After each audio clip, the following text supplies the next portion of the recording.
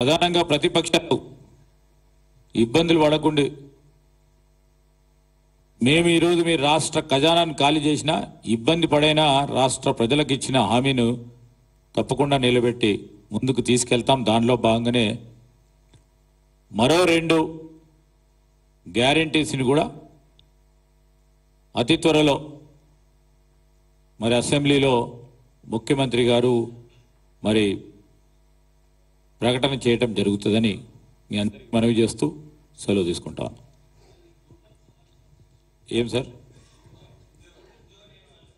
ఉద్యోగ నియామకాలకు సంబంధించి ఈరోజు వ్యవసాయ డిపార్ట్మెంట్కి సంబంధించిన ఏఈఓస్కి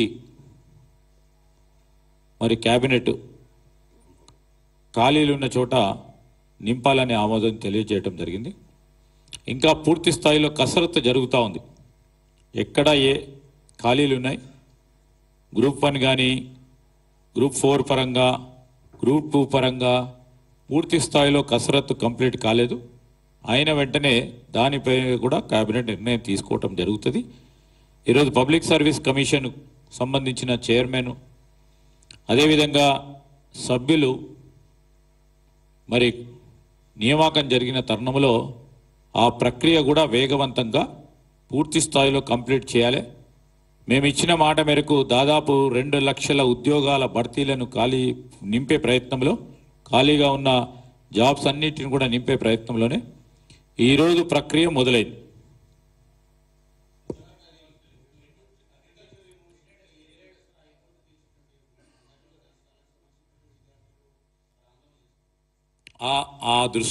మా దృష్టికి కూడా వచ్చింది. విద్యార్థులు అదేవిధంగా అక్కడ ప్రొఫెసర్స్ అందరు కూడా మా దృష్టికి తీసుకొచ్చారు. దాన్ని ఏ విధంగా దాన్ని సమస్య పరిష్కారం చేయాలనో ఆలోచన చేస్తూ ఉన్నాం. ఈరోజు ఎంబ్లంలో కాంప్లికేషన్స్ కాదు. ఈరోజు ఇంతకుముందు శ్రీనివాసరెడ్డి గారు చెప్పారు, ప్రతి ఒక్కరితోని ఈరోజు డిస్కషన్ చేయాలి. స్టేట్ అంబ్లం అనే వరకు ఈరోజు రాష్ట్రం ఏర్పాటు కావడానికి అనేక మంది కృషి చేశారు, అన్ని వర్గాల వారు కృషి చేశారు. వారందరితో చర్చించి అందరికీ కూడా చిహ్నంగా నిలిచే మరి ఎంబ్లంని తీసుకోవాలని ఒక ఆలోచన. కేవలం ఒకరో ఇద్దరో రూమ్లో కూసుకొని నిర్ణయాన్ని కాకుండా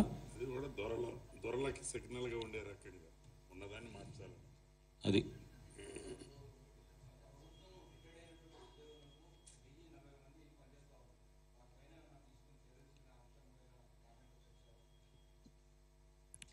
కానీ క్యాబినెట్లో ఆ విషయంలో చర్చ జరగలేదు. కానీ ఈరోజు కసరత్తు జరుగుతూ ఉంది. ఏ విధంగా ఒక బెటర్ అడ్మినిస్ట్రేషన్ ఇవ్వాలా, దానికి తోడు అనేక సంవత్సరాలుగా ప్రమోషన్స్ పరంగా ఇబ్బంది పడతా ఉన్న కింద స్థాయిలో ఉన్న అధికారుల సమస్యలను కూడా తీసుకొని ఒక తగు విధమైన నిర్ణయం తొందరలో కూడా తీసుకోవడం జరుగుతుంది. అది అసెంబ్లీలో చూస్తారు కదా.